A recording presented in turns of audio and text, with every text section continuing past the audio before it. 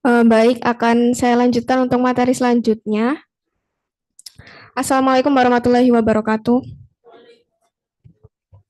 Selamat siang dan salam sejahtera bagi kita semua. Saya Roro Dewi selaku moderator yang akan memandu acara pembekalan PKPA Angkatan 21 tahun 2025 pada siang hari ini.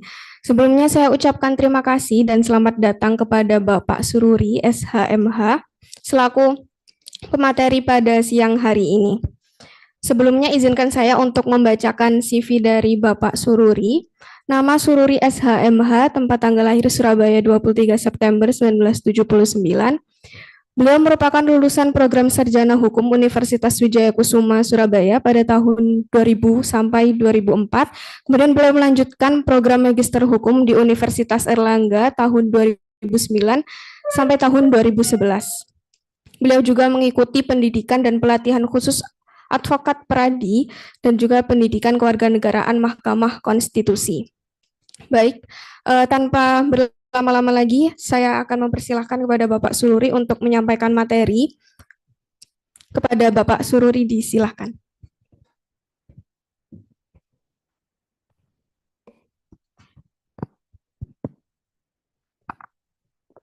Assalamualaikum warahmatullahi wabarakatuh. Selamat pagi, salam sejahtera. Terima kasih kepada moderator dan selamat berjumpa dengan para peserta PKPA kerjasama antara DPC Pradi Surabaya dengan Universitas Wijaya Kusuma Surabaya. Pada pagi ini saya diminta atau diberi tugas untuk mengisi tentang arbitrase. Jadi saya dari Wakil Ketua DPC Pradi Surabaya menyampaikan materi tentang arbitrase.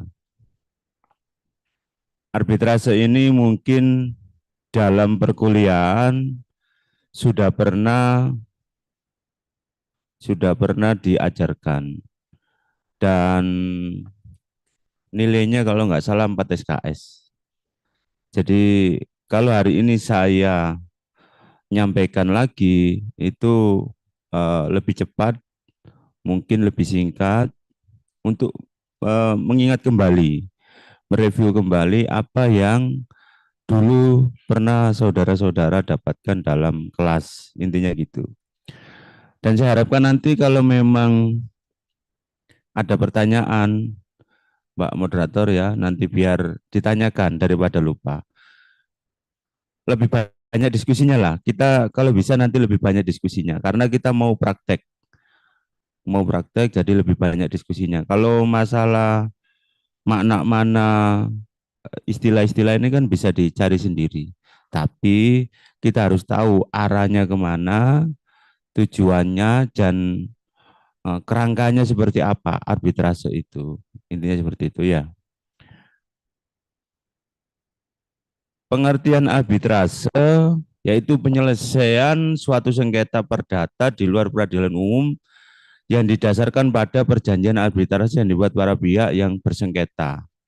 Pasal 1 ayat 1 Undang-Undang Nomor 30 Tahun 1999. Jadi arbitrase itu pertama kali ada di Indonesia itu didasarkan pada Undang-Undang Nomor 30 Tahun 99 pasca reformasi. Jadi setelah reformasi, semangat reformasi itu eh, banyak produk-produk baik khusus ya, perdata khusus, pidana khusus yang dianggap perlu untuk demokrasi, untuk keadilan bagi warga Indonesia. Termasuk salah satunya arbitrase ini. Nah, arbitrase sengketa perdata di luar peradilan umum artinya terpisah dengan peradilan umum, arbitrase ini. Kalau peradilan umum itu kan ada 4 sampai 5 ya, peradilan umum yang dulunya ada 4 sih. Pengadilan agama, pengadilan negeri, pengadilan PTUN, perdata pidana lah, intinya gitu. Ini di luar itu semua, sengketa arbitrase ini. Dan arbitrase ini harus disepakati, tidak boleh, bukan pilihan secara umum.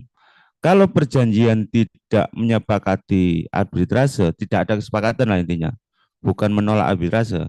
Di dalamnya itu tidak menyebutkan tentang arbitrase, ya akan memakai peradilan umum. Nah, kalau mau arbitrase ya harus diperjanjikan di dalamnya, intinya gitu. Kemudian istilah arbitrase ini supaya kita kenal, kita sedikit ini ya. Maknanya adalah kewenangan memutus sengketa berdasarkan kebijaksanaan. Jadi arbitrase itu diharapkan lebih bijaksana, lebih terpercaya. Karena khusus, kalau khusus itu kan kita yang memilih. Kalau sudah kita pilih berarti kita percaya. Kalau umum itu kan mau enggak mau ya masuk ke situ. Jadi saat itu peradilan umum kita itu tingkat kepercayaannya agak rendah. Kayak gugatan wan prestasi, gugatan melawan hukum, itu kadang orang yang merasa haknya diambil, sulit untuk mendapatkan haknya kembali dengan alasan putusannya itu tidak mencakup, hanya sebatas deklaratoir atau apapun lah itu, dengan alasan tidak disita, dengan alasan banyak. Intinya kepercayaannya kurang. Arbitrase diharapkan bisa memberikan suatu kepercayaan lebih.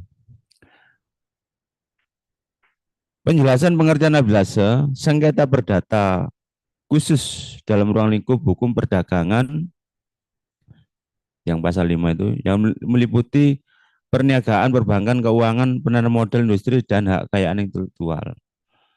Jadi sengketanya itu mengarah ke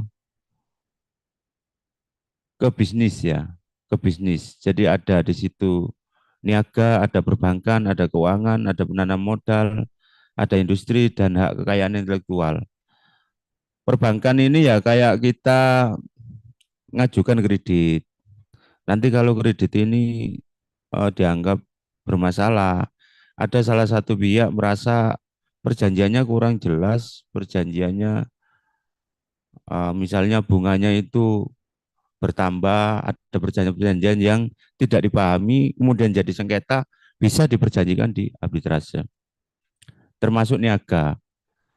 Ya nggak bisa apa, yang perdata umum, jadi kayak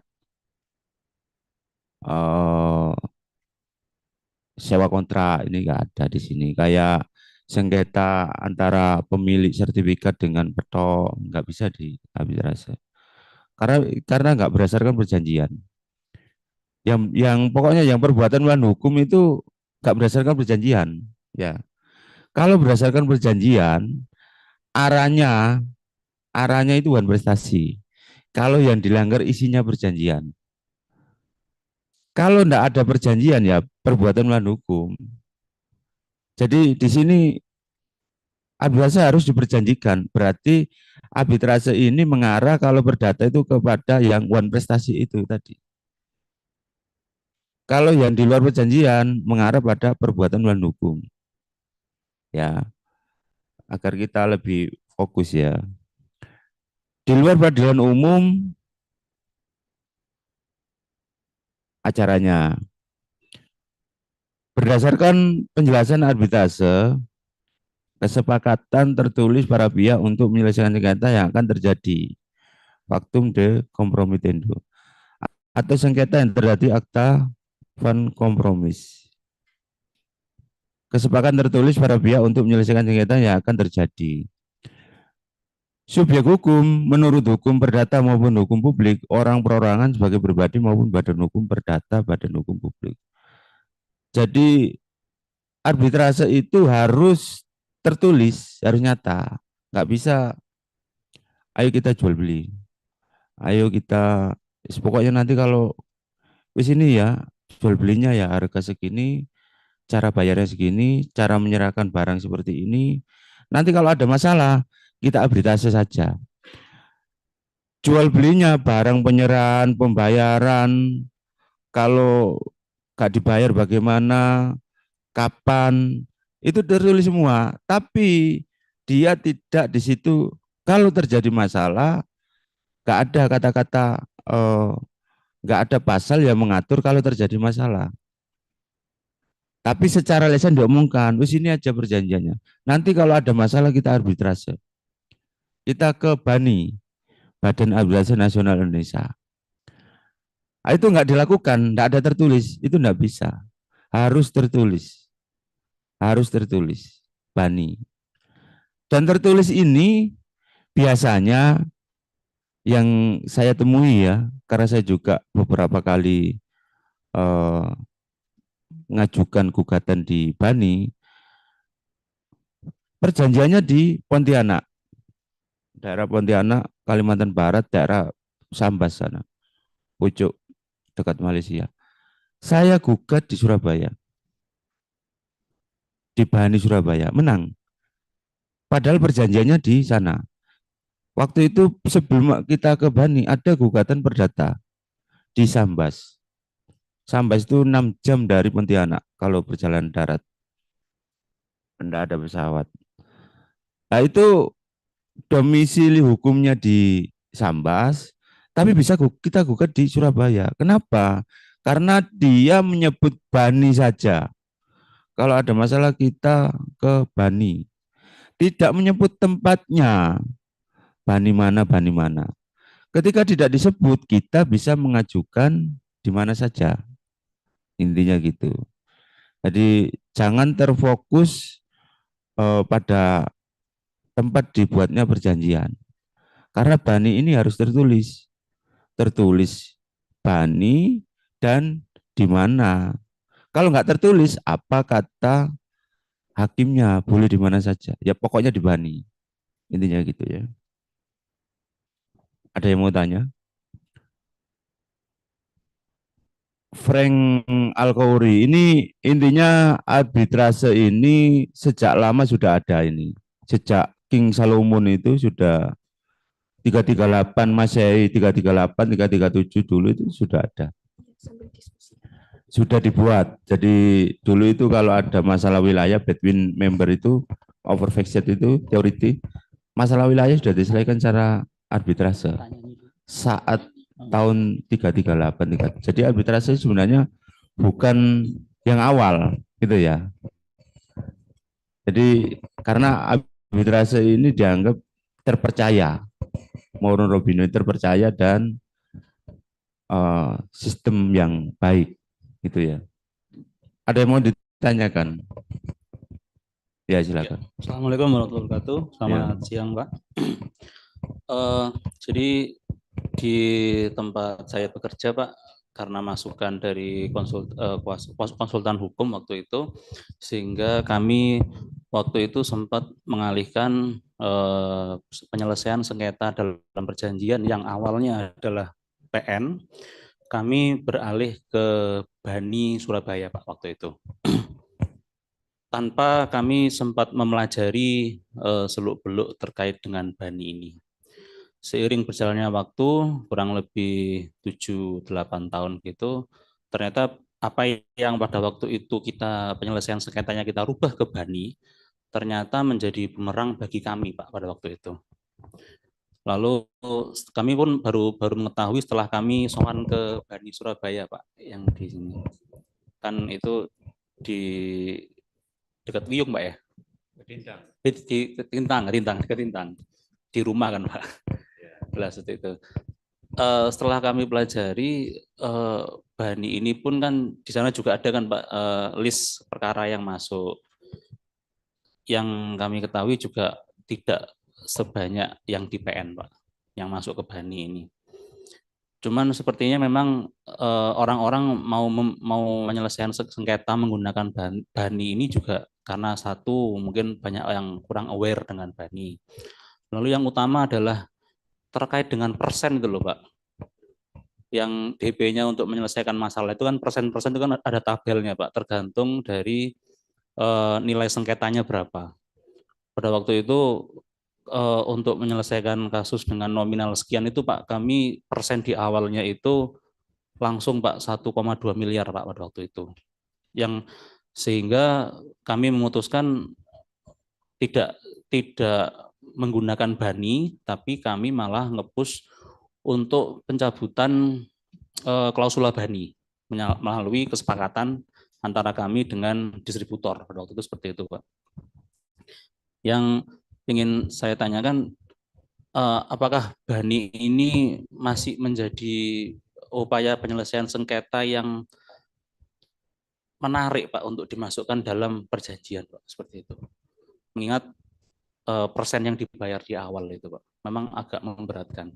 Dan juga kan biasanya si pihak yang bersengketa kan memang bayarnya sendiri-sendiri. Cuman biasanya kan lawan kami itu tidak berkenan Pak untuk mengeluarkan uang di awal tadi terkait persennya tadi itu, sehingga kami yang menanggung biaya yang persen di awal itu tadi Pak. Mungkin sementara seperti itu Pak. Matur suwun Pak.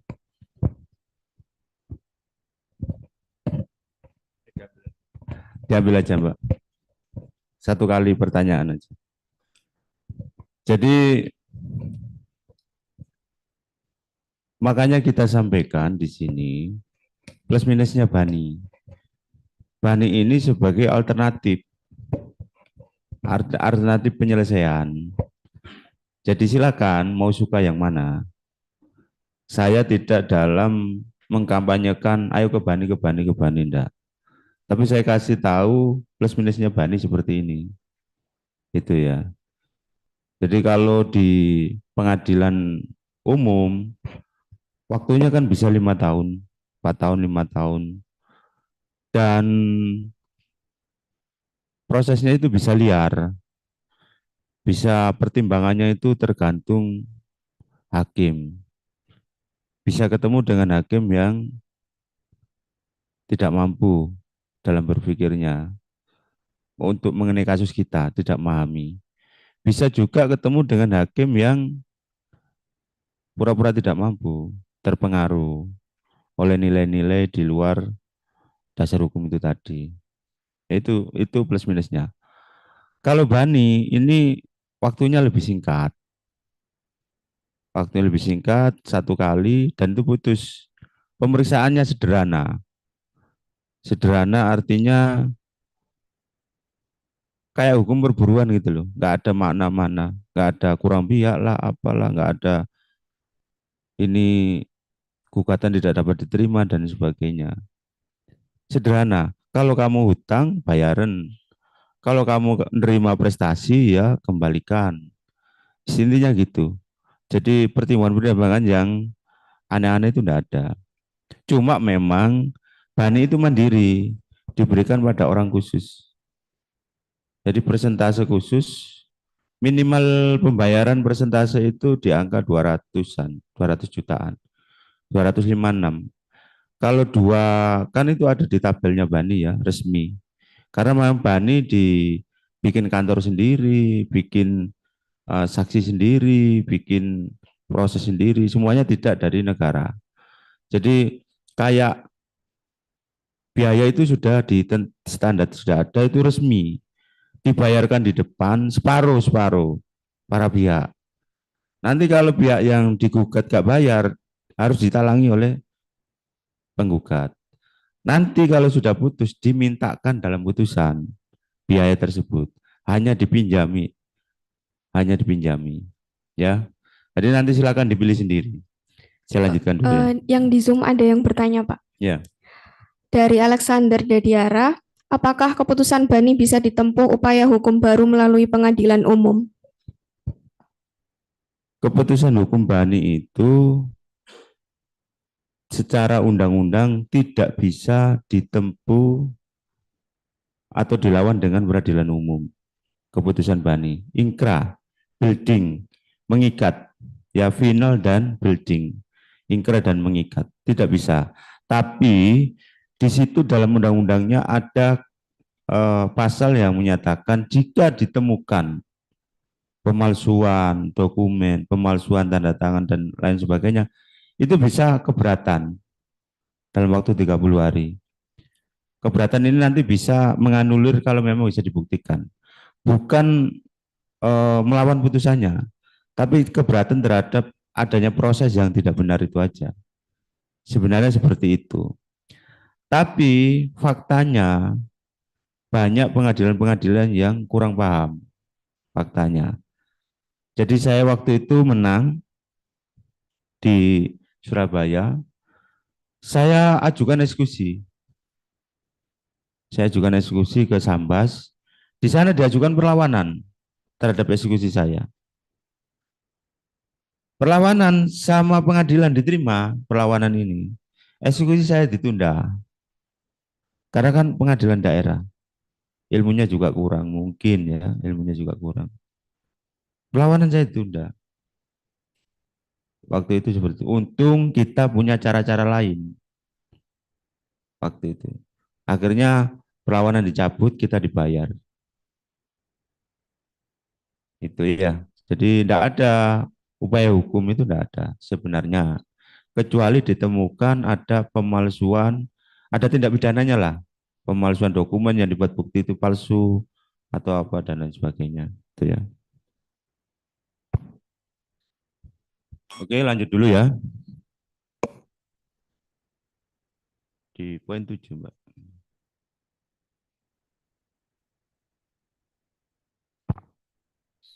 Jadi Mauro Robino tadi nyampaikan walaupun arbitrase dikenal sebagian besar sistem hukum, memiliki hal yang berbeda, mencerminkan masalah lokal terkadang pendekatan yang berbeda terhadap keseluruhan sistem hukum, the entry legal system. Jadi ada pendekatan yang berbeda dalam BANI itu.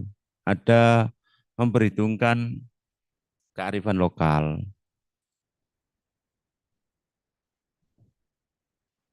Alasan utama,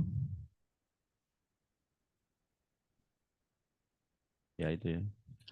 Alasan utama para pihak memilih arbitrase, otonom para pihak yang luas. Jadi tergantung para pihak. Spesifikasi keahlian arbitrator. BANI itu diisi dengan orang-orang yang ahli di bidangnya, kayak doktor, kayak profesor, semuanya seperti itu. Jadi kita nggak diadili oleh orang-orang yang kemampuan di bawah kita. Pilihan BANI itu yang ditawarkan seperti itu. Kadang eh, hakimnya S1, kita S2. Apa yang jadi kita pendapat kita teori hukumnya mereka tidak memahami. Kadang-kadang seperti itu. Atau karena S1 dan sudah tua hakimnya, jadi gak update ilmunya.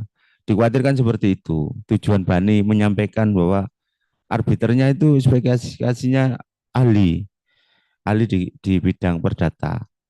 Kayak di sini Sogar semua Mora, kayak orang-orang di guru besarnya Erlangga itu banyak di BANI Surabaya. Seperti itu. Kemudian jaminan kerahasiaan subjek, substansi serta proses berperkara. Jadi karena BANI ini khusus, itu biasanya juga gak terekspos. Namanya perusahaan itu khawatir kalau dikit-dikit gugat, dikit-dikit digugat. Ini nanti penilaian secara publiknya itu menurun. Berarti bermasalah. Ah, itu yang dijaga. Nilainya itu tinggi.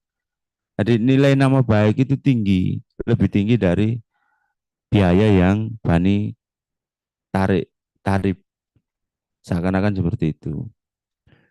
Kemudian limitasi waktu proses arbitrase. Jadi waktunya itu nggak ada banding, nggak ada kasasi. Ya seperti pengadilan biasa sih, seperti pengadilan umum selama ini. Paling waktunya ya 5 bulan selesai. 5 bulan selesai. Dan biasanya kalau 5 bulan selesai, perusahaan yang terpercaya itu selama ada putusan itu dibayar. Itu perusahaan yang terpercaya.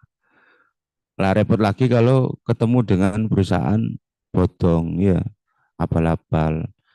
Sudah diputus BANI, sudah diputus perdata, sudah diputus apa saja tetap nggak mau bayar. Mintanya dieksekusi.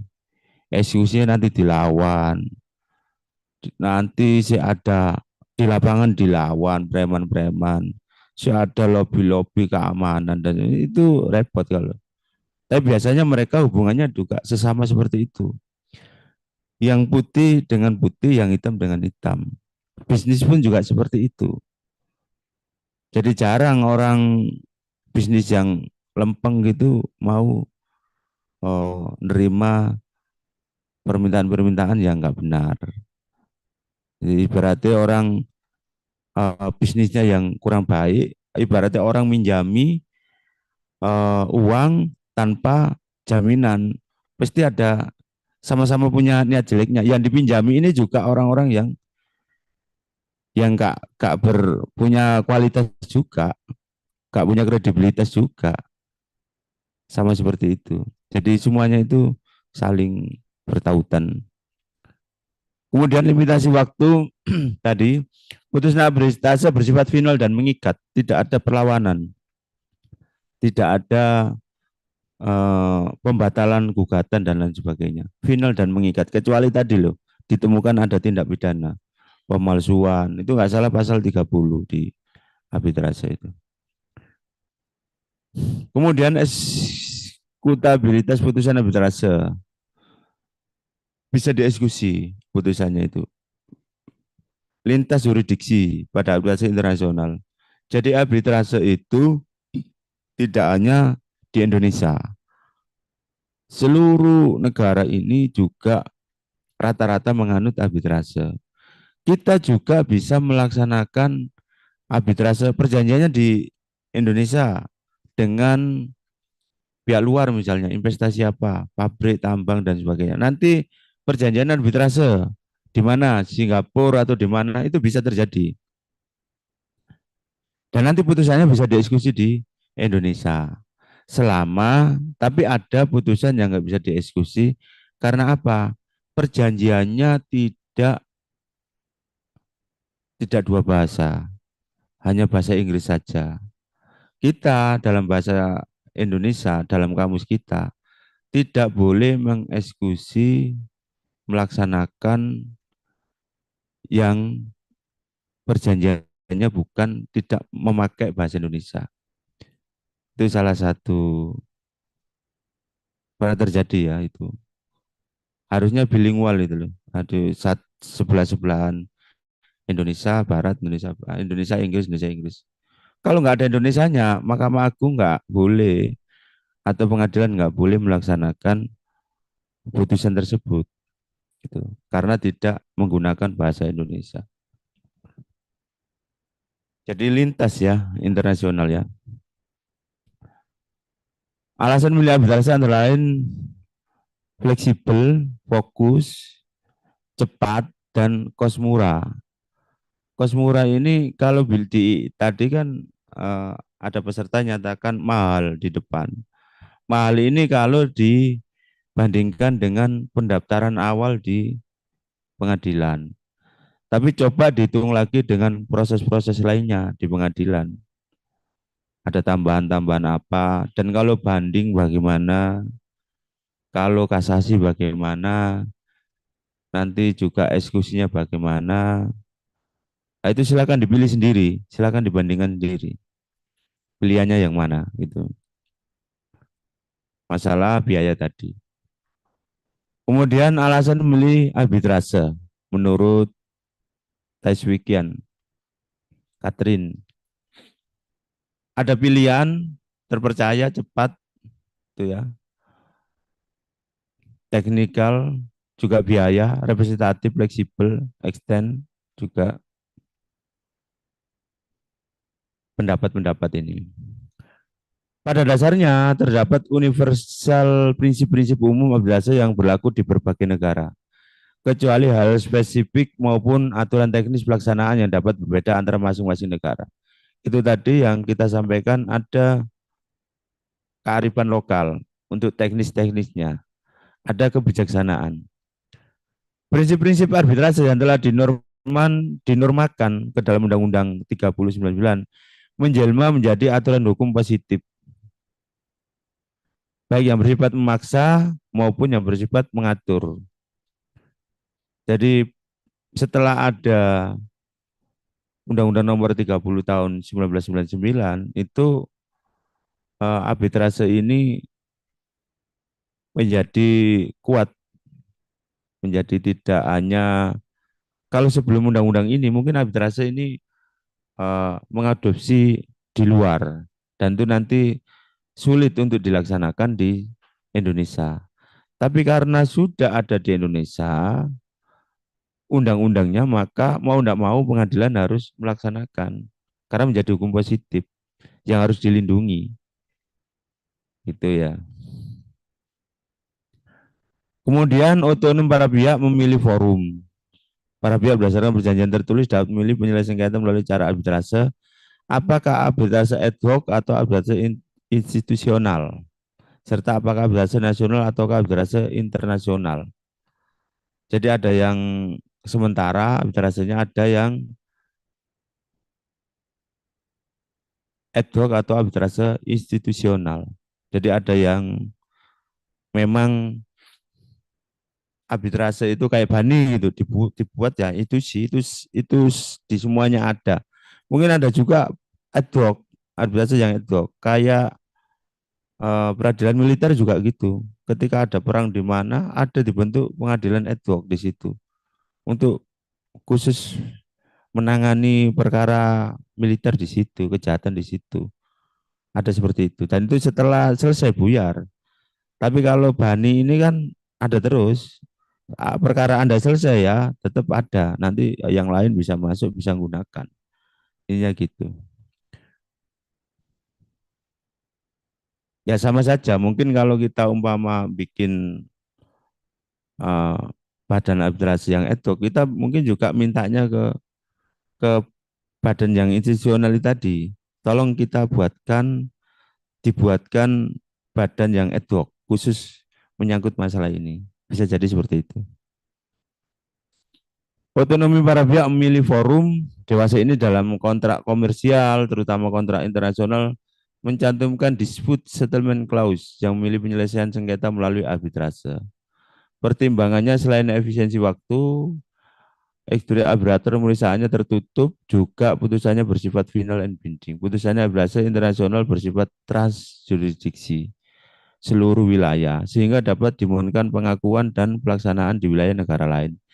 Sebaliknya, para pihak dalam kontrak komersial internasional pada umumnya menghindari penyelesaian sengketa melalui pengadilan nasional salah satu pihak kontrakan. Selain karena alasan ketidakpahaman prosedur-prosedur hukum, juga karena adanya kekhawatiran terjadi pemihakan pengadilan terhadap pihak tuan rumah yang bersengketa. Selain daripada itu, putusan pengadilan nasional suatu negara tidak memiliki efek mengikat dan efek eksterior di wilayah negara lain.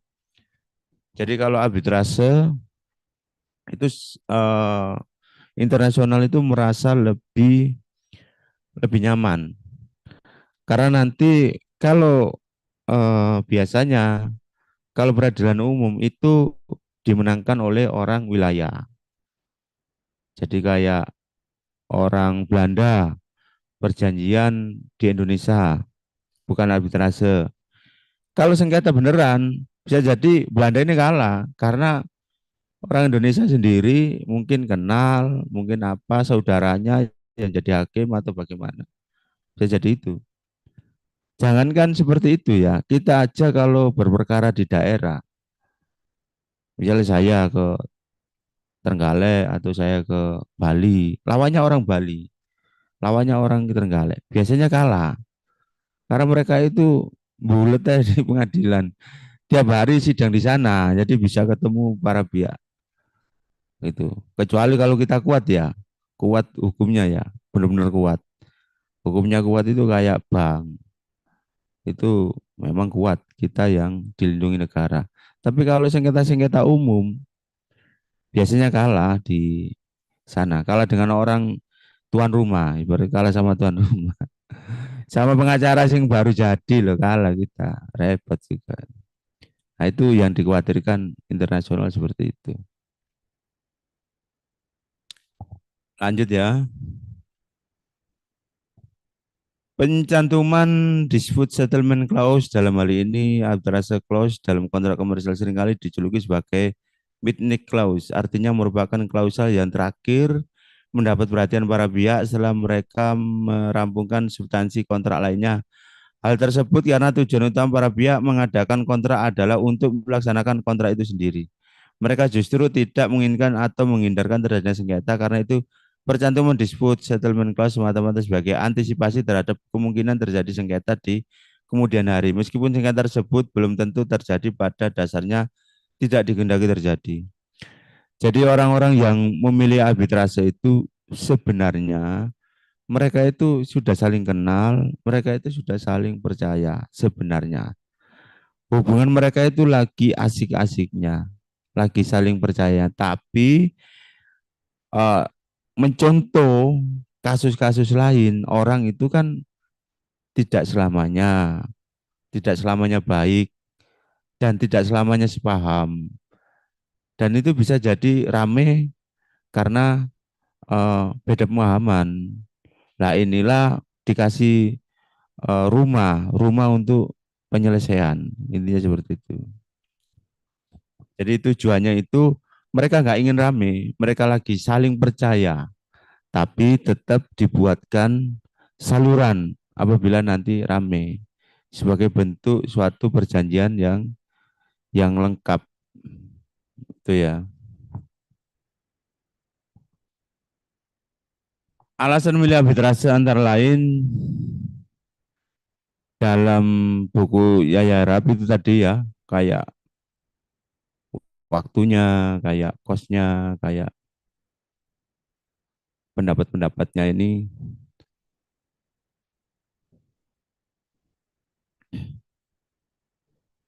Kemudian arbitrase bentuk dan lingkupnya, dari segi bentuknya dibedakan menjadi dua macam, arbitrase institusional, arbitrase ad hoc yang tadi saya sampaikan. Dari segi ruang lingkupnya dibedakan menjadi dua macam, arbitrase nasional dan internasional. Ada dua lembaga umum. Arbitrase lembaga institusional arbitrase disebut juga sebagai arbitrase permanen yang ekstensinya segala didirikan oleh komunitas tertentu dalam rangka untuk melayani kebutuhan jasa penyelesaian sengketa para pihak bersengketa. Misalnya di Indonesia, ini yang konstitusional, BANI didirikan oleh Kadin, BAMUI didirikan oleh MUI dan Bank Muamalat, yang sekarang menjadi Basarnas. BAPMI didirikan oleh Bapepam, HKBM, Bursa Efek Jakarta, Bursa Efek BJ Jakarta. Bauri didirikan oleh KONI. Jadi ada beberapa. Kalau umum biasanya pakai Basarnas ya. Tapi kalau yang Islami kayak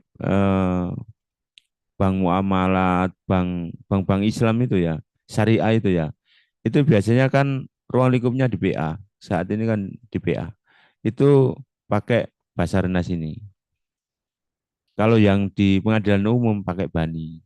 Yang pengadilan agama di Basarnas.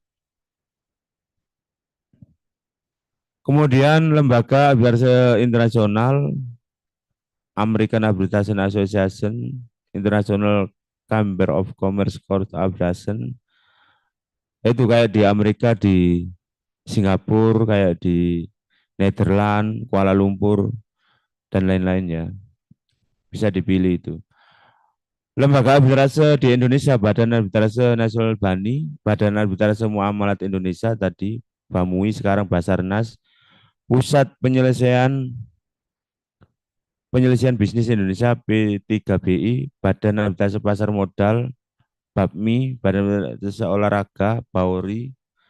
Jadi kenapa banyak badan arbitrase? Karena janji dari Undang-Undang Arbitrase itu diteliti atau diadili oleh arbiter yang memang punya qualified, orang yang mampu, orang yang paham, dan tidak semua hakim itu paham di semua bidang. Makanya ada yang umum, pakai hakim umum itu pakai Bani, hakim ini yang lebih Islami ya, itu pakai Basarnas. Kemudian ada juga yang bisnis Indonesia ini mungkin pakai orang-orang bisnis semua, orang-orang yang mantan hakimnya mantan orang-orang bisnis, mantan ketua apa. Dan ada pasar modal. Pasar modal ini merasa undang-undangnya khusus, mereka itu dan keahlian khusus juga tidak semua yang Islami, tidak semua yang bisnis itu memahami pasar modal, penanaman modal karena mereka punya organisasi khusus ya, eh, pasar pengajar modal itu. Jadi kayak olahraga juga ada Pauri ini karena tadi pengetahuan olahraga tersendiri. Jadi kayak semacam pengadilan internal gitu loh. Semacam pengadilan internal mereka, semacam tapi disahkan, didaftarkan di negara, di pemerintah. Arbitrase ad hoc dibentuk secara khusus untuk menyelesaikan suatu sengketa tertentu yang telah terjadi sehingga bersifat incidental, case by case. Karena sifatnya incidental, maka arbitrase ad hoc dengan sendiri menjadi bubar setelah sengketa dagang yang diajukan kepadanya telah dijatuhkan putusan. Tapi siapa yang bisa bikin ya dari itu tadi, badan-badan tadi itu. Jadi kayak Kadin bikin Bani, kita bisa minta ke Kadin untuk bikinkan ad hoc. Itu kayak MUI sama Bank Muamalah tadi kita bisa minta bikinkan ad hoc khusus untuk ini.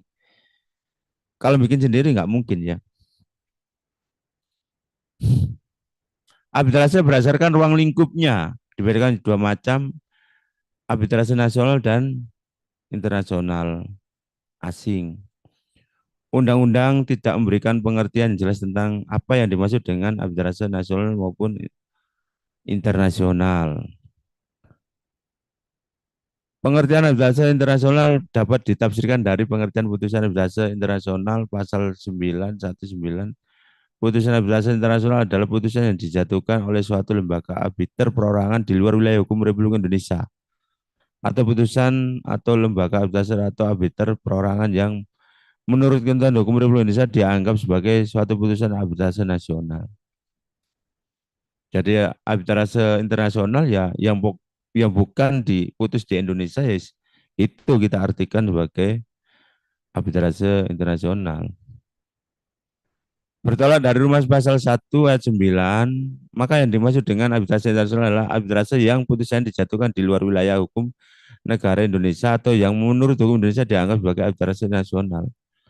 Jadi diputus di luar negeri tapi pelaksanaannya minta dilaksanakan di dalam negeri. Jadi kayak pemenuhan utang, kalau nggak bayar ya suruh nyita atau suruh apa pengadilan sini. Kalau luar nggak bisa, hanya bisa mutus arbitrasenya, pelaksanaannya tetap pengadilan. Kalau dari luar tentunya pengadilan ibu kota, Jakarta. Undang-Undang Nomor 30/99 menggunakan istilah arbitrase internasional, Perma Nomor 1/90 menggunakan istilah arbitrase asing. Konvensi New York menggunakan istilah forex arbitration, masing-masing istilah digunakan saling bergantian untuk dimaksud yang sama. Bisa disebut ya kayak pengacara, pengacara disebut avokat, disebut konsultan hukum, disebut apa saja, tapi itu intinya sama. Otonom para pihak memilih tempat arbitrase.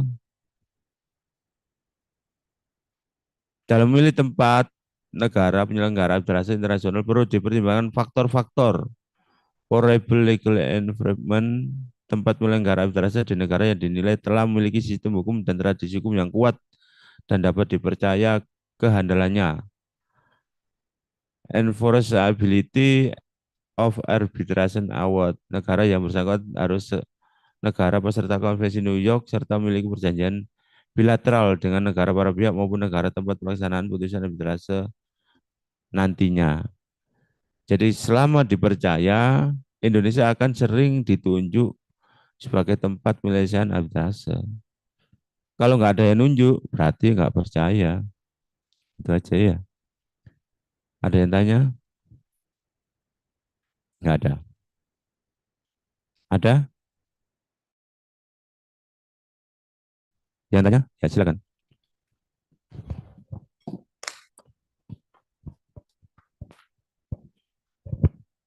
Selamat siang, Mbak. Nama saya Adrianus Owen. Saya izin bertanya. Berarti kalau saya tangkap, apa perbedaan dari arbitrase sama mediasi? Karena kalau saya tangkap sendiri, penyelesaian Bani itu kayaknya setangkap saya tidak jauh beda dengan mediasi. Hanya dia itu berkekuatan tetap, hukum tetap seperti itu. Terus perbedaannya sama mediasi apa, Pak? Makasih.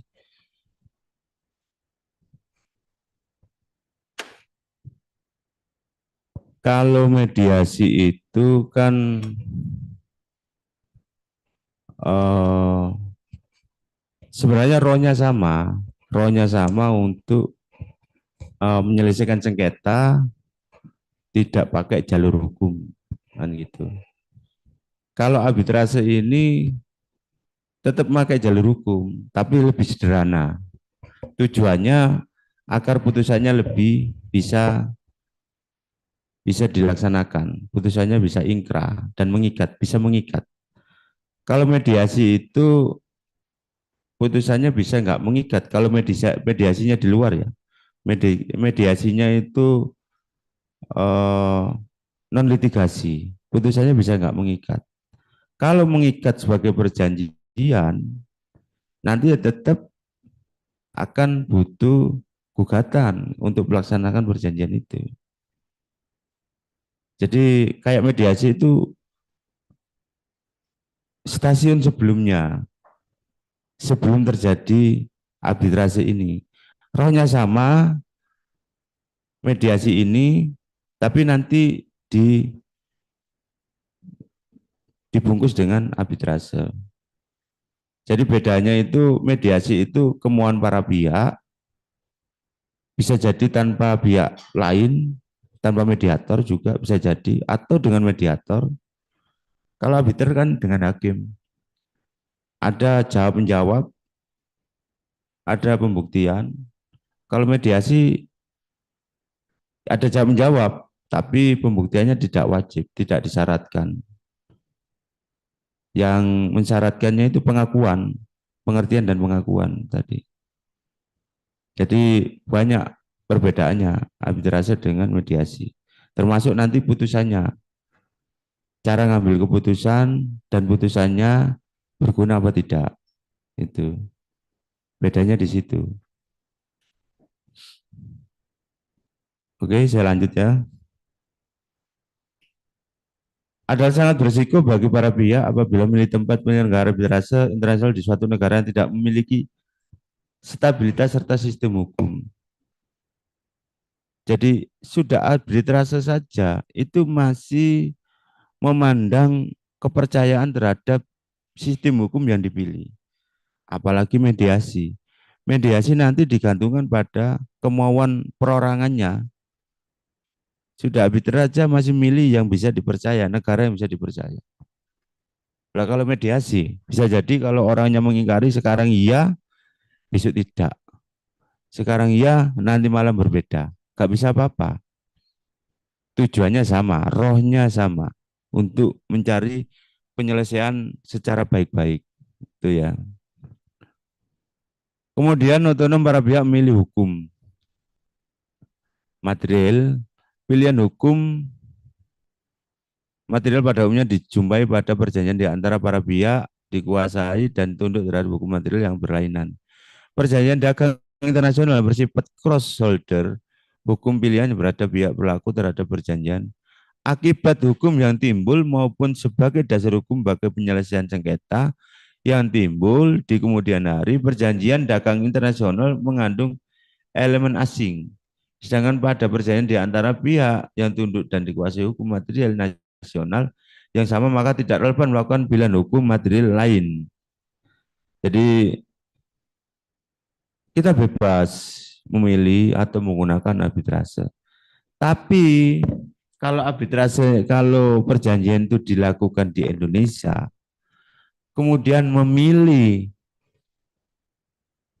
penyelesaiannya di Singapura, padahal sama-sama perusahaan Indonesia, walaupun salah satu ownernya orang Singapura, perusahaannya Freeport ya, Amerika, perusahaan satunya subkontraknya misalnya.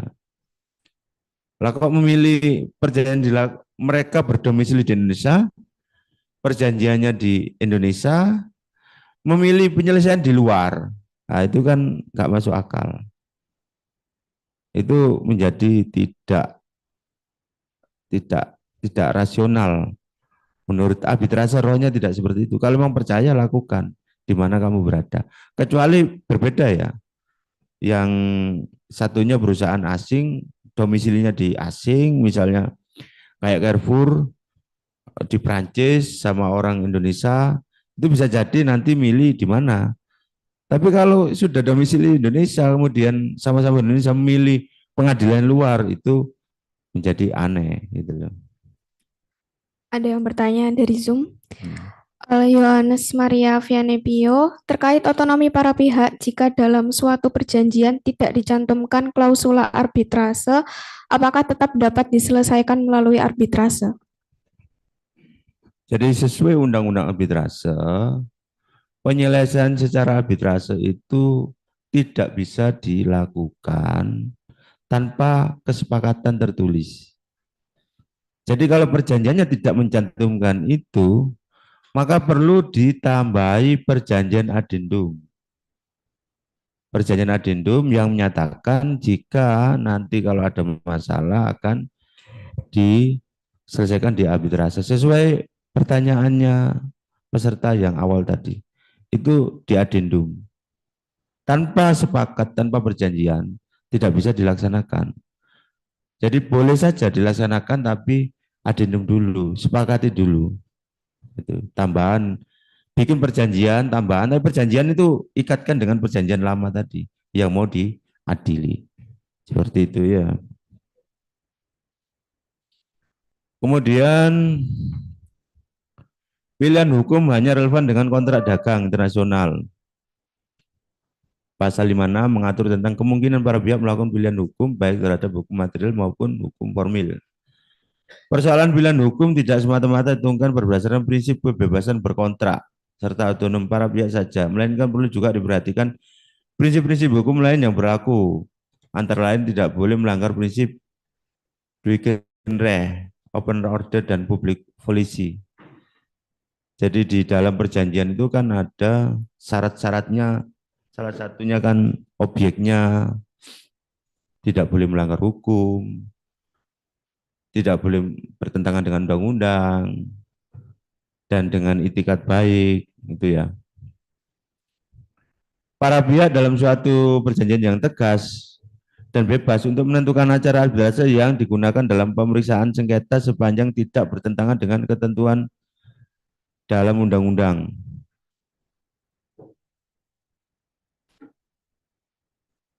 Jadi arbitrase mana saja boleh. Tentunya yang sesuai. Nanti syariah Islam perjanjiannya di arbitrase nasional. Kemudian perjanjian umum bukan syariah Islam di Basarnas, itu yang kadang-kadang aneh gitu loh. Tidak mengarah pada arbiter yang profesional, kecuali pilihan ya, kecuali belum punya. Dalam hal para pihak tidak menentukan sendiri ketentuan mengenai acara arbitrase yang akan digunakan dalam pemeriksaan dan arbiter atau majelis arbitrase setelah dibentuk berdasarkan pasal 12. Semua sengketa yang penyelesaian diserahkan kepada para arbiter atau majelis arbitrase diperiksa dan diputus menurut ketentuan dalam undang-undang. Jadi arbiternya itu loh, kita bisa milih. Kita daftar ke BANI, di situ ada nama-nama arbiter. Bisa kita pilih, Pak, ini arbiternya, pemohon ya. Ini arbiter 1 si A, si B, si C, bisa. Kalau nggak milih ya akan ditentukan oleh bani tersendiri. Dan tempatnya tadi, kalau nggak memilih tempat yang boleh di mana dilaksanakan, perjanjian ini akan diselesaikan secara arbitrase jika di kemudian hari ada masalah. Di situ nggak nyebutkan arbitrase mana, berarti ya boleh dilakukan saja selama itu di arbitrase. Memilih hukum formil dalam hal para pihak telah memilih acara arbitrase sebagaimana dimaksud ayat 1 harus ada kesepakatan mengenai ketentuan jangka waktu dan tempat diselenggarakannya arbitrase.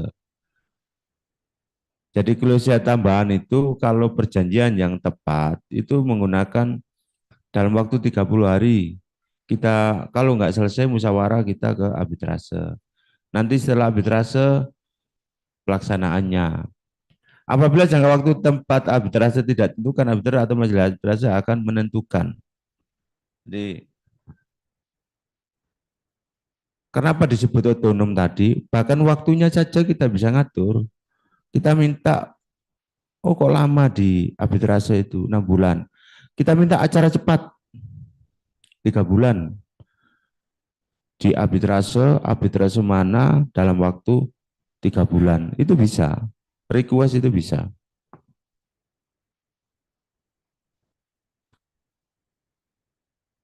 Apabila para pihak bermaksud mengadakan pilihan hukum formil, maka hal itu harus diperjanjikan secara tegas sepanjang hukum formil yang dipilih tidak bertentangan dengan undang-undang. Pilihan hukum formil dalam arbitrase internasional harus dilakukan secara hati-hati. Oleh karena apabila hukum formil yang dipilih dalam suatu arbitrase internasional mulai bertentangan dengan ketertiban umum, maka Ketua Pengadilan Negeri Jakarta Pusat berwenang menolak memberikan pengakuan dan melaksanakan putusan arbitrase internasional tersebut di wilayah Republik Indonesia. Jadi nggak serta-merta bisa menggunakan pengadilan Indonesia kalau syarat-syarat yang ditentukan di Indonesia tidak digunakan. Cara pemilihan hukum dilakukan dengan cara pilihan hukum yang dilakukan secara tegas, pilihan hukum yang dilakukan secara diam-diam, pilihan hukum berdasarkan anggapan, pilihan hukum secara hipotesis.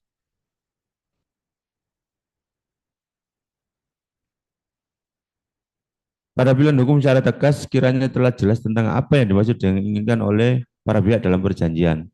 Para pihak telah dengan tegas memilih satu hukum tertentu.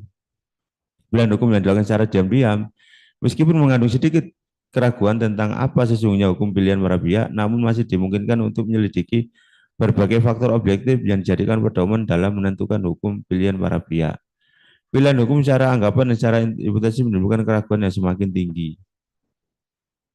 Ini maksudnya pola pikir. Tapi tetap kalau di arbitrase ya harus ditentukan. Nggak boleh pola pikir, nggak boleh abu-abu, nggak boleh apa.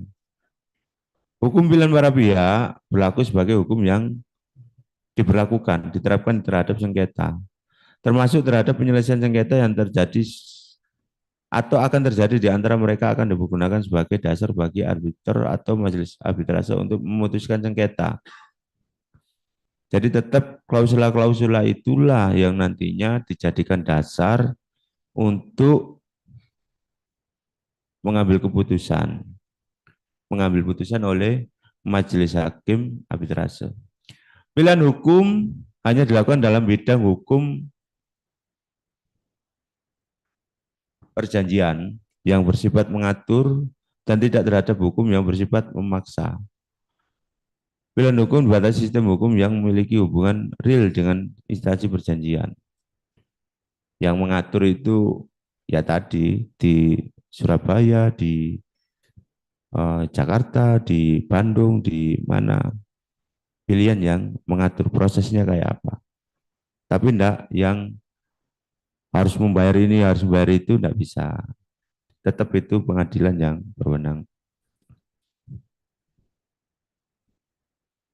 Jadi sita pun kita di arbitrase itu kan karena dianggap singkat cepat, kita tidak pernah menjumpai adanya sita. umpama adanya sita, itu yang melaksanakan tetap pengadilan negeri. Jadi arbitrase mengajukan permohonan izin untuk menyita milik salah satu pihak dalam perkara arbitrase. Bisa jadi. Tapi itu tidak pernah terjadi. Kenapa? Karena arbitrase itu dianggap perkara yang cepat. Perkara yang cepat. Kenapa pakai sita-sita? Orang menyita itu karena khawatir masih dalam proses perkara bisa dialihkan. Masih banding dialihkan, masih kasasi dialihkan. Sehingga gugatannya menjadi sia-sia. Maka diajukanlah sita. Tapi kalau ini perkara yang cepat, ngapain diajukan sita? Ngapain ada sita? Wong ini cepat kok. Segera dilaksanakan kok. Intinya seperti itu. Jadi sita tidak dilakukan karena nggak ada kekhawatiran. Karena sifatnya cepat. Gitu ya. Otonom para pihak milih arbiter, pengertian arbitrase, pengertian arbiter seorang atau lebih yang dipilih oleh para pihak yang bersengketa atau yang ditunjuk oleh pengadilan negeri atau oleh lembaga arbiter untuk memberikan putusan mengenai sengketa tertentu yang diserahkan penyelesaian melalui arbiter. Jadi dalam mengadili itu kalau di perjanjiannya kita nunjuk satu arbiter ya bisa aja. Kalau nggak ada ya standar 3. Atau nunjuk 5 bisa juga. 5 arbiter. Tuh. Nunjuk 4 ya nggak boleh. Majelis hakim kan nggak boleh jangkep ya.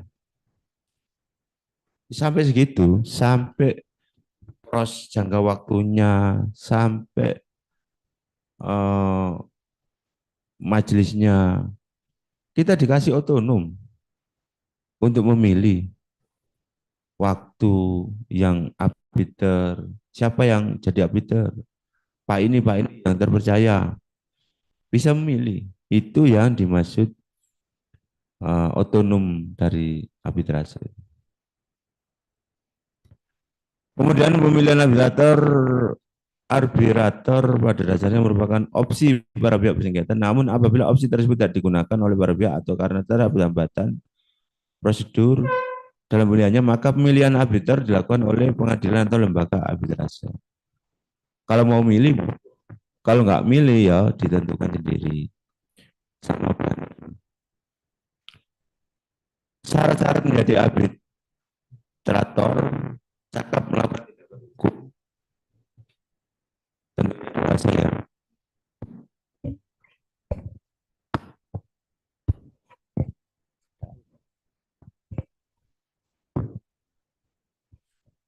Cakap melakukan tindakan hukum, tidak berumur paling rendah 35 tahun. Cakap ini artinya ya sehat jasmani rohani ya, paham ya, bukan rawat jalan dari rumah sakit jiwa gitu kan, itu namanya nggak cakap kan. Oh itu hakimnya rawat jalan itu, rumah sakit menur, repot nanti mengadilinya marah-marah terus. Dan umur paling rendah 35 tahun. Kalau pengacara kan 25 tahun. Orang dianggap 25 tahun itu sudah bisa membela orang lain. Tapi kalau sudah 35 tahun, berarti orang bijak itu dimulai dalam pandangan umum mungkin ya, atau dalam penelitian tertentu dari umur 35 tahun.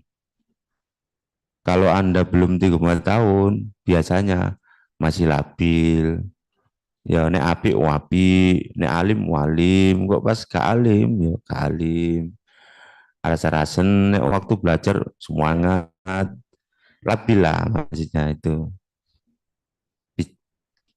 Nek pas sabar suabar, pas emosian sembarang dilempar kan gitu. Nah, itu namanya nggak labil. Tapi kalau sudah 35 ke atas, biasanya lebih bijaksana. Maka hakim arbitrase itu di umur 35 tahun ke atas. Menurut penilaian, tapi itu kembali ke pribadi masing-masing. Tidak punya hubungan keluarga, saudara, atau semenda sampai derajat kedua dengan salah satu pihak bersengketa. Jadi bagaimanapun kalau orang punya hubungan saudara atau semenda, itu tetap kurang objektif. Saya kemarin itu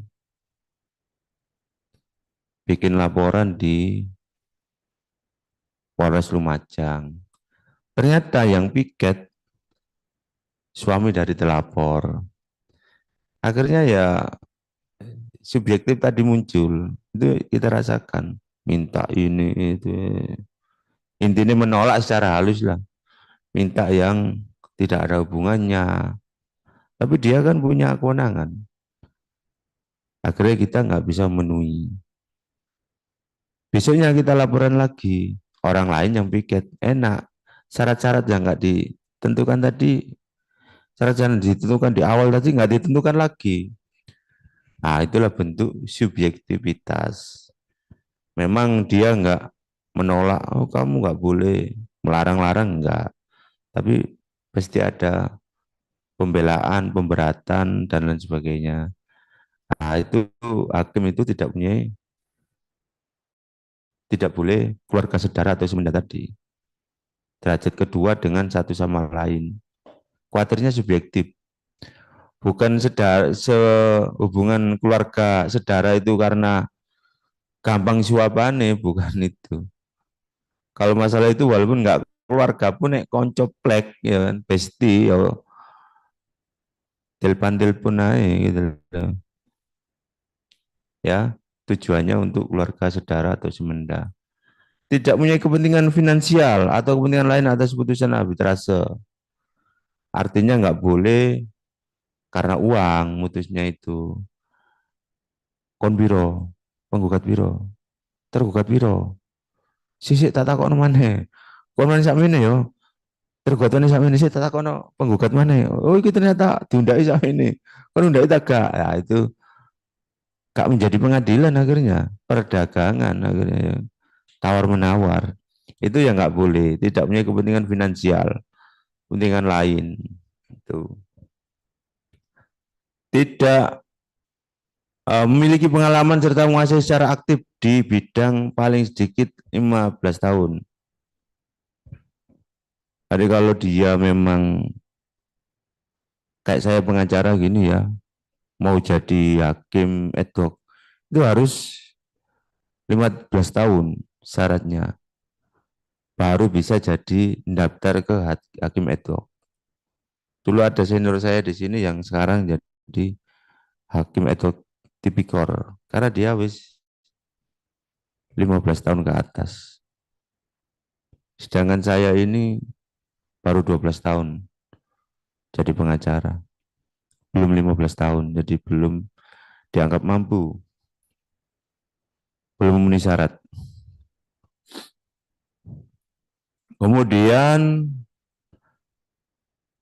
bersifat berlebihan karena secara otomatis untuk tindak sebagai arbitrator harus cakap melakukan perbuatan hukum.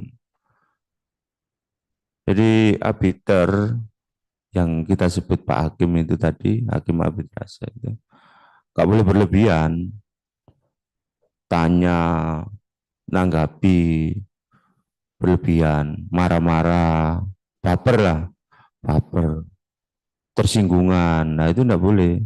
Juga ada tes psikologinya mungkin, tes psikologinya. Jadi harus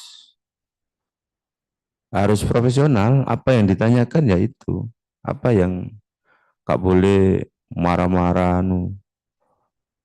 banting palu itu nggak boleh. Nah itu kalau di pengadilan negeri sih kadang kita jumpai hakim sing ngobrak-ngobrak meja, arbiter enggak ada. Itu salah satu kelebihannya. Tidak jelas apa rasio legis pengaturan batas umur minimal arbitrator. Jadi umur 35 tadi itu apa pertimbangannya? Gak dijelaskan dalam perumusan waktu merumuskan undang-undang itu. Berdasarkan penelitian apa atau pendapatnya siapa atau bagaimana? Umur 35 itu bijaksana. Saya umur 25 sudah bijaksana kok. Sudah nikah, sudah. Kan misalnya nikah ada orang nikah umur 20. Saya umur 25 sudah bijaksana, anak saya loh tak sayang-sayang. Kan kadang gitu.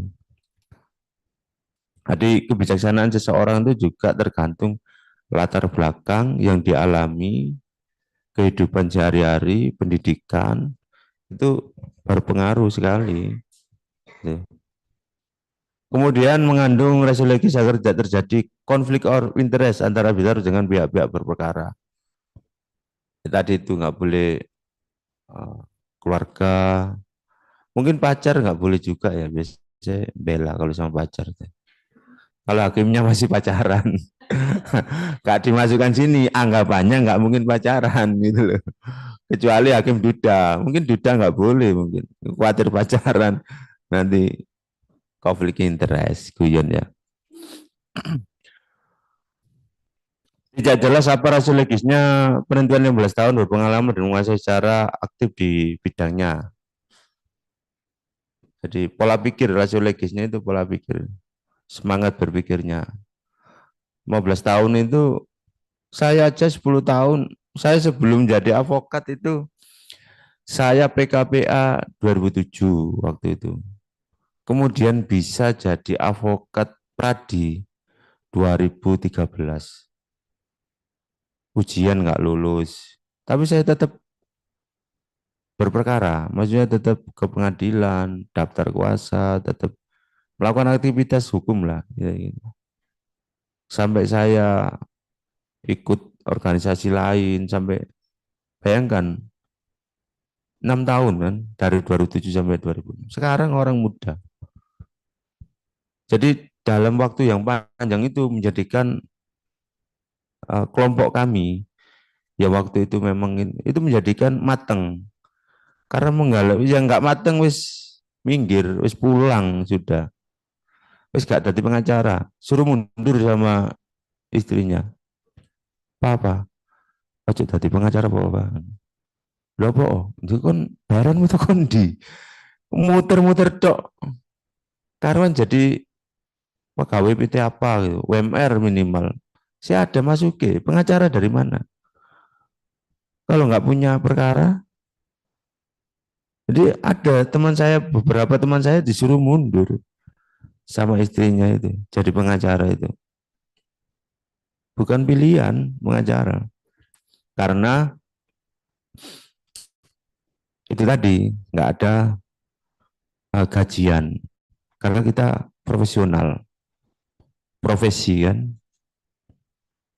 Kita sendiri nanti Anda kalau jadi pengacara, kalau murni loh, pengacara murni, murni itu berangkat dari bawah beneran, bukan anaknya pengacara, bukan anaknya hakim, bukan anaknya orang berpangkat, orang berpengaruh, murni ya, murni.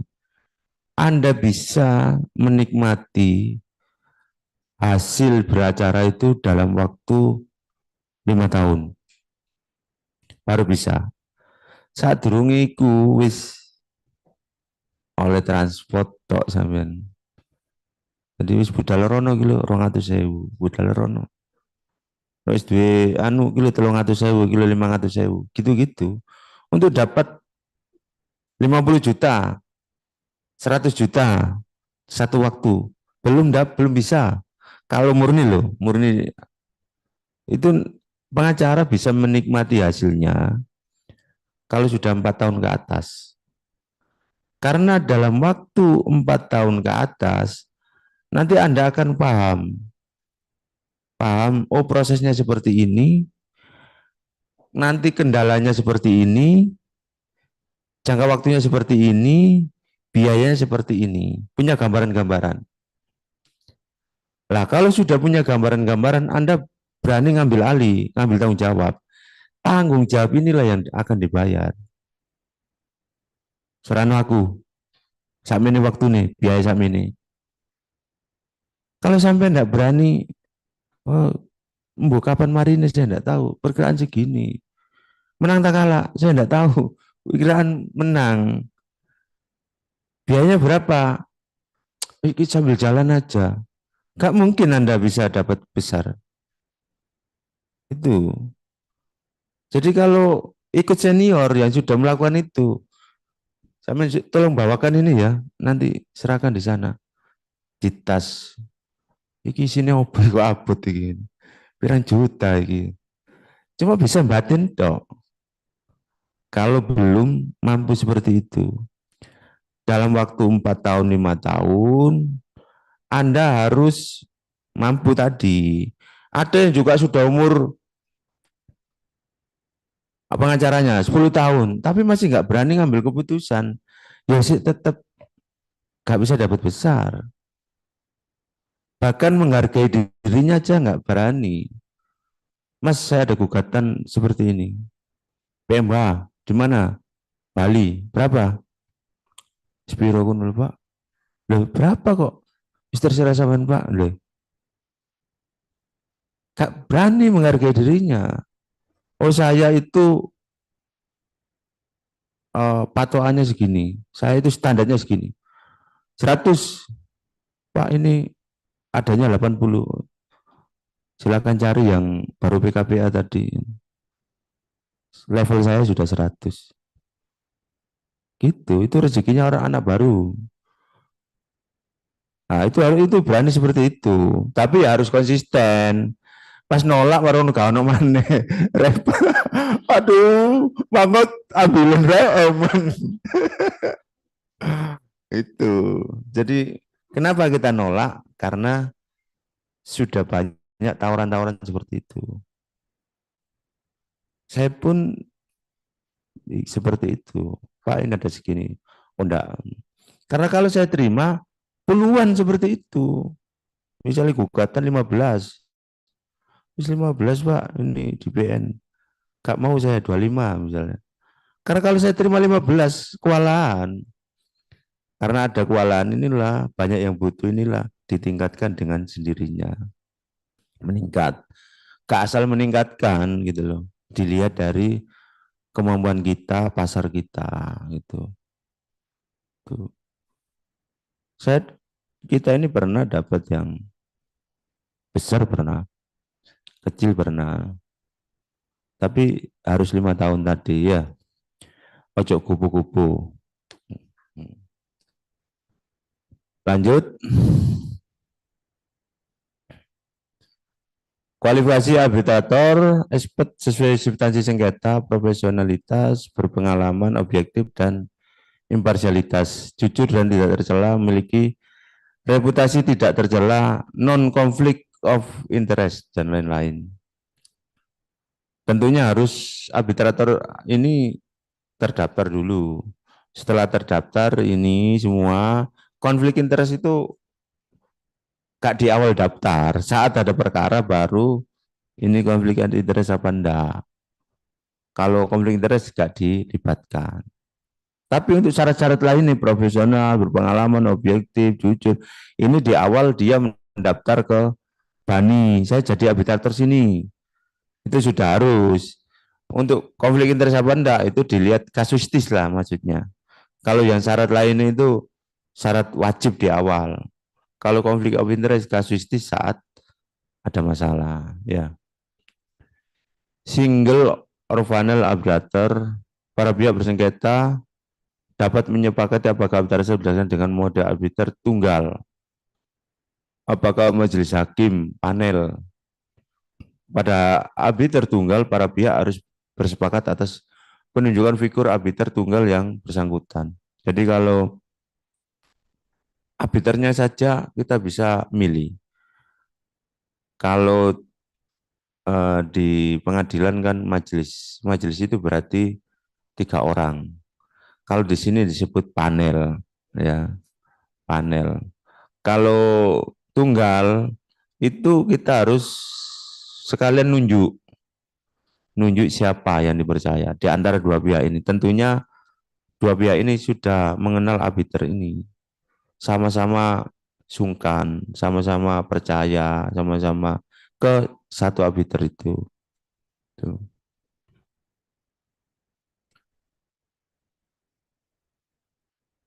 Kurang tanya jawab jam berapa? Berapa?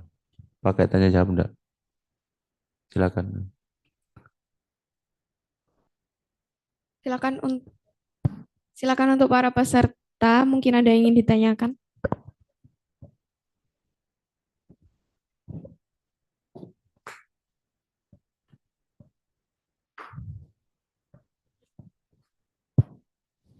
Iya, terima kasih atas kesempatannya, Pak. Perkenalkan nama saya Lady.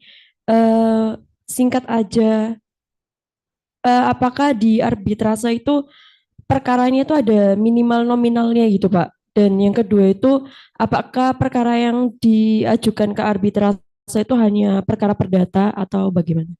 Terima kasih. Terima kasih. Untuk perkara nominal minimal perkara itu enggak ada di arbitrase. Tapi kalau minimal biaya itu ada.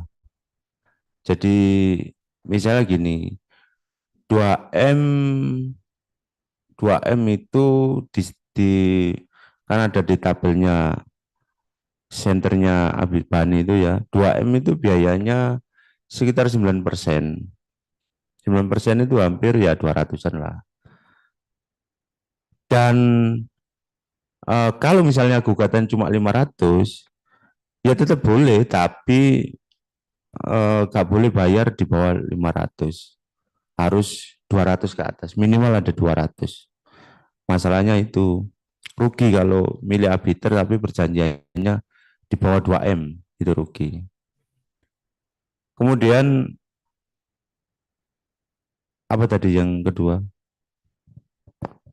Tentang perkara yang diajukan ke arbitrase itu terkait perkara perdata aja atau bisa semua perkara atau semua sengketa gitu? Perkaranya perniagaan. Jadi perkara bisnis sebenarnya. Perkara arbitrase itu lebih ke perkara bisnis. Ya perbankan yang jual beli apa saja lah. Tapi yang tadi kan tak sampaikan, yang lebih ke arah perjanjian. Jadi perkara perjanjian. Kalau perkara-perkara yang mengandung perbuatan melawan hukum itu biasanya enggak bisa di situ. Bukan biasanya, memang enggak bisa. Perjanjian yang bisnis, di mana siapa yang enggak melakukan pemenuhan janji atau wan prestasi itu bisa diajukan di situ. Cuma bisnis ini juga perjanjiannya bisa perjanjian syariah, bisa perjanjian kayak bank syariah itu kan perjanjian syariah. BSI itu misalnya perjanjiannya syariah. Itu ada di arbitrase syariah, Basarnas itu tadi. Ada yang olahraga, ada yang macam-macam. Cuma tetap semuanya tetap masalah bisnis itu ya. Cukup. Yang lainnya?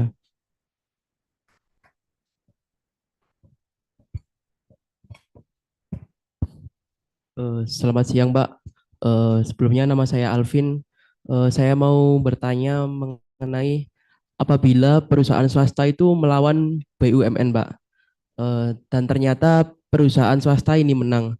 Apakah perusahaan swasta memiliki dalam tanda kutip eh, akses yang memadai untuk mengeksekusi perusahaan BUMN, Mbak? Sedangkan kalau kita lihat dari sini posisinya perusahaan swasta itu kurang diuntungkan, Mbak. Terima kasih. Ini di luar arbitrase ya? Iya. Di luar arbitrase ya. Jadi kita juga pernah, saya pribadi pernah jadi retainernya BUMN juga. Kayak Barata itu pernah kita jadi kuasanya juga. Memang BUMN itu jarang sekali bisa disita oleh pengadilan, jarang mau menyita BUMN.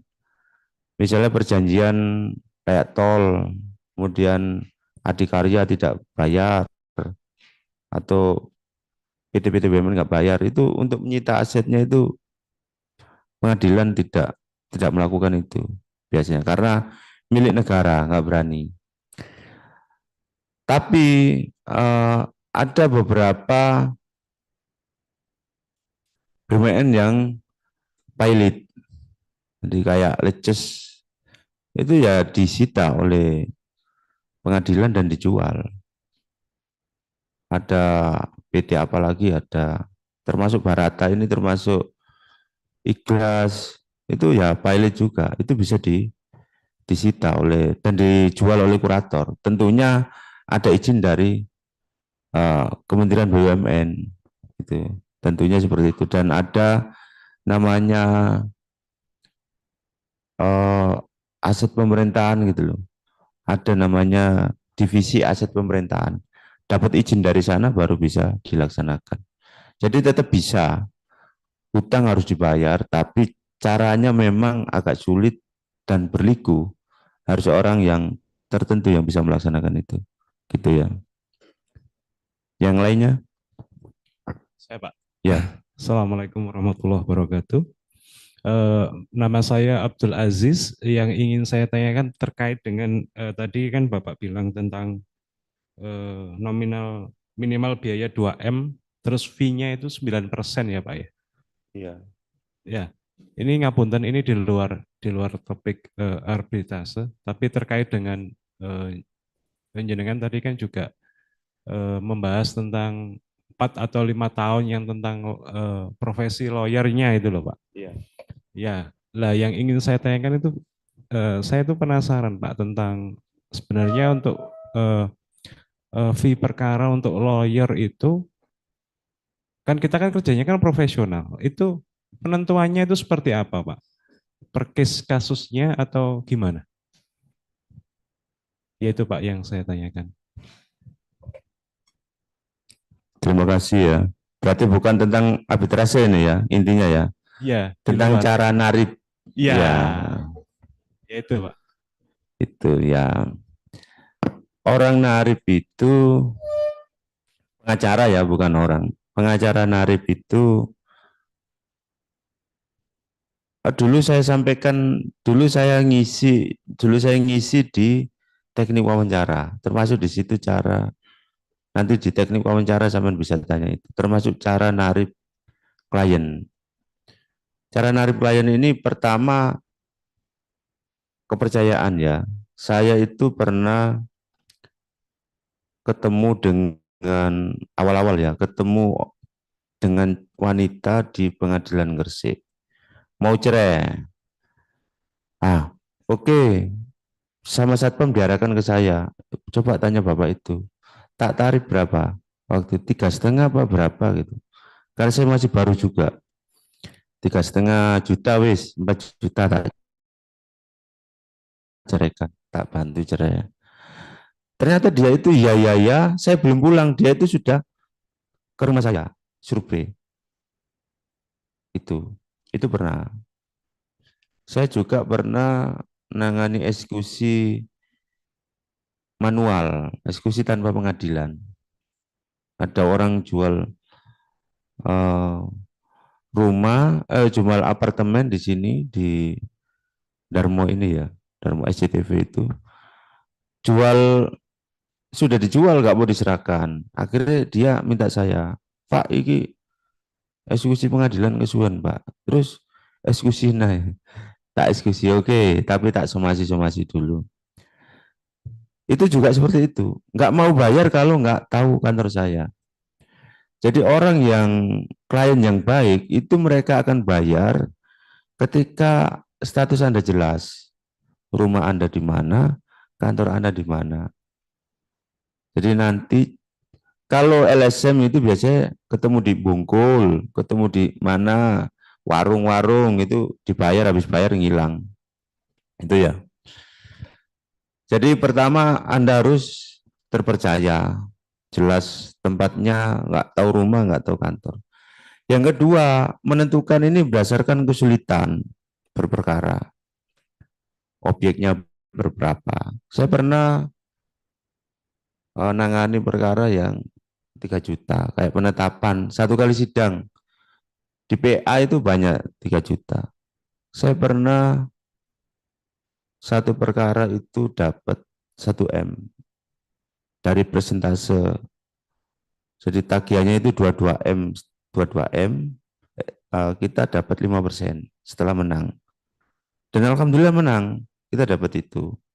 Pernah juga. Jadi bisa dari nilai. Juga bisa dari lamanya berperkara. Misalnya, Bu, Mbak, saya ceraikan. Berapa biayanya? 5 juta. Kok mahal, Pak? Yang sana ada berani 3 juta.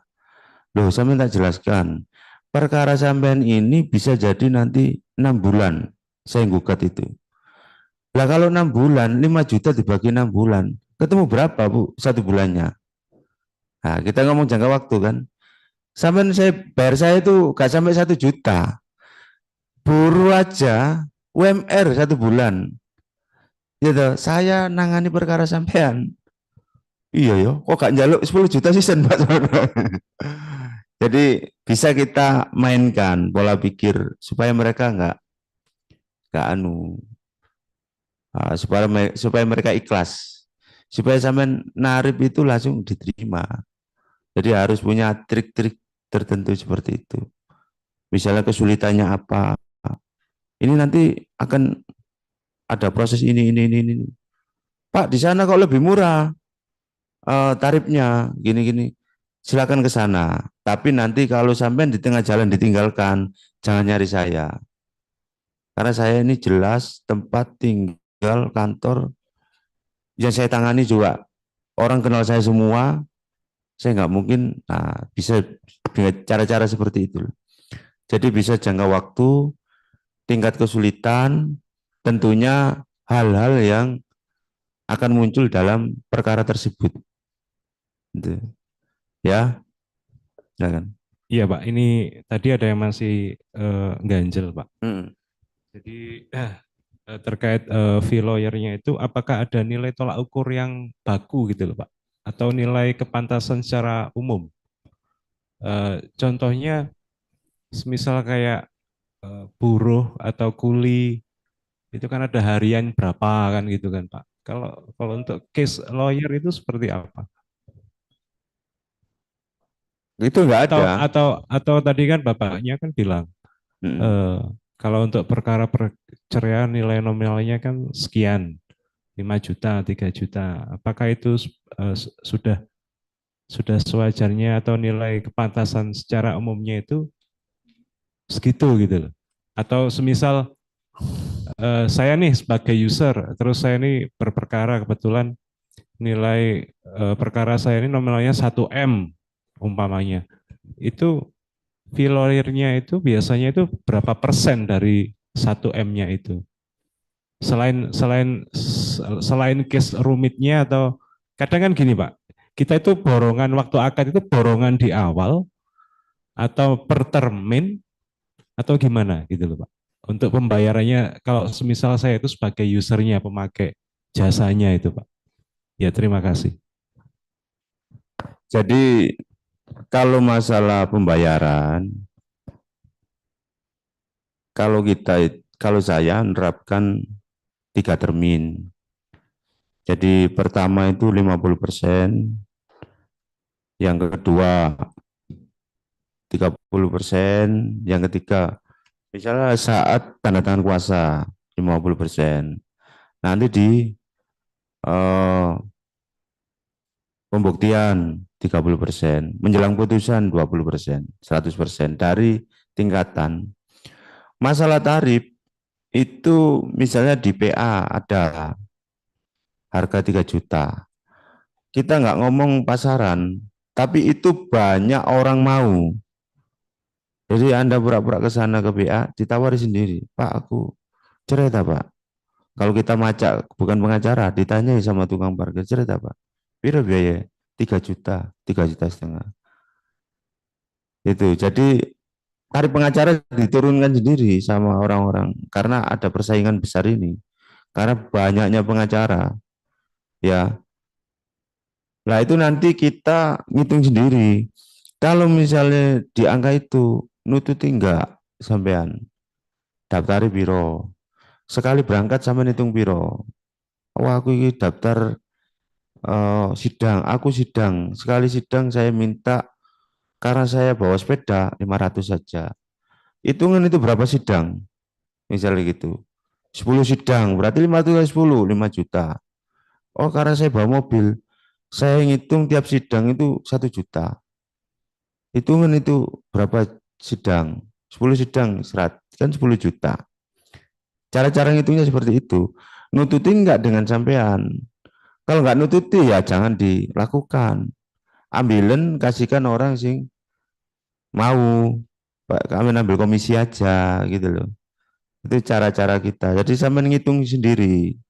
Tapi nek sampean timbang nganggur aku, timbang kan apa-apa tak lakoni dhewe, sakmono aku ya gelem. Kan gitu. Jadi tarif itu pokoknya jangan sampai rugi. Terus nanti itu hanya transport saja. Hanya transport saja. Nilai ilmu kita nggak dibayar. Ya itu hitung sendiri sampean. Dihargai berapa nilai ilmu sampean. Caranya gitu. Ada pertanyaan? Tak? Ada pertanyaan terakhir dari yang ada di Zoom. Karena sifatnya yang rahasia dan tidak dipublikasikan, dapatkah hal ini memungkinkan adanya putusan-putusan yang saling berlawanan, inkonsisten terhadap sengketa serupa? Misalkan ada pihak ketiga yang tidak sengaja menemukan putusan yang tidak sesuai dengan yang dia alami, padahal kasusnya serupa. Tidak mungkin ada putusan yang berlawanan. Karena sifatnya khusus, hanya mengadili orang khusus. Jadi umpama ditemukan oleh orang lain, itu tidak ada kaitannya, nggak mengikat adalah orang lain itu. Yang mengikat para pihak itu saja. Jadi orang lain yang nggak tahu, nggak ikut dalam perjanjian, dia tidak terikat dengan putusan. Kalau orang lain itu terikat dengan perjanjian, putusan tidak akan diputus tanpa melibatkan orang yang terikat di dalamnya. Gitu ya. Namanya tertutup mau rahasia itu karena sidangnya nggak umum, nggak untuk umum, hanya para pihak aja yang boleh masuk. Tapi bukan berarti terus nanti akan ada pihak lain karena ini sifatnya terbatas. Siapa yang terlibat ya harus ikut dalam perkara, harus dikabari. Dan siapa yang nggak terlibat, dia tidak akan diminta untuk tunduk dalam perkara tersebut. Gitu ya. Jadi tidak mungkin ada pertentangan. Itu ya, cukupnya.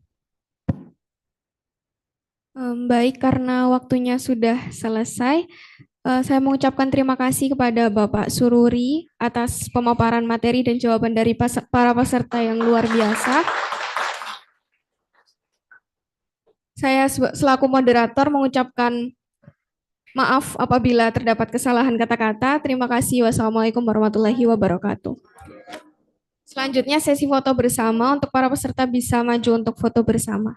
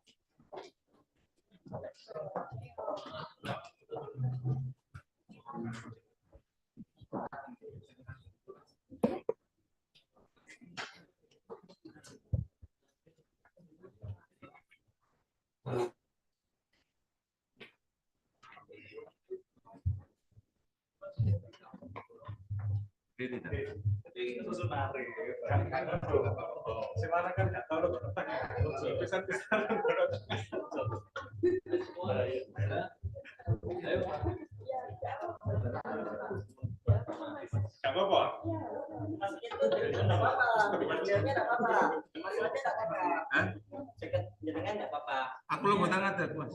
Duduk aja. Oh ya. Di sini Pak, di tengah-tengah. Mas. Iya, enggak apa-apa, masuk aja. Masuk situ enggak apa-apa. Sini dekat. Ya.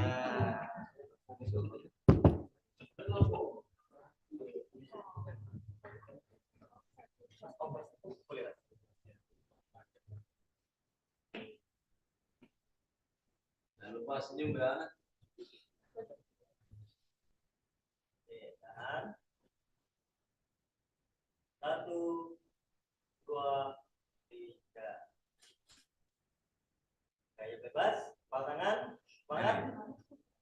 Senyum, 1, 2, 3. Cakep.